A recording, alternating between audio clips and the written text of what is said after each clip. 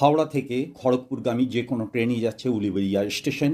এই উলুবেড়িয়া স্টেশন থেকে টোটো করে যেতে হবে মা আনন্দময়ী মন্দির। মন্দিরটি অবস্থান উলুবেড়িয়া থানার ঠিক বিপরীত দিকে গঙ্গার পাড়ে বিস্তৃত জায়গা নিয়ে। সম্পূর্ণ মন্দিরটি শ্বেতপাথরে বাঁধানো। মন্দিরে ঢোকার ডান দিকে রয়েছে দুর্গা মণ্ডপ, যেখানে দুর্গাপুজো হয়ে থাকে। মূল মন্দিরটি নবরত্ন মন্দির। তার আগে রয়েছে বিশাল নাট মন্দির। এই মন্দিরটি গোবিন্দ মন্দির নামে পরিচিত। মূল মন্দিরের ডান সাইডে আছে শিব মন্দির, তার ডান সাইডে আছে নিতাই গৌর মন্দির, তার ডান সাইডে রয়েছে রাধাকৃষ্ণের মন্দির। একদম পূর্ব দিকে সাবিত্রী মন্দির। এখানে মা আনন্দময়ী হল দক্ষিণা কালী, ত্রিনয়নী, চতুর্ভুজা, কোচকানো চুল, উচ্চতায় 3 পোয়া।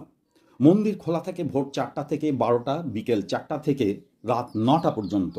যতীন্দ্রনাথ ভট্টাচার্যের স্বপ্নাদেশে 1920 সালে পুজো শুরু হয়।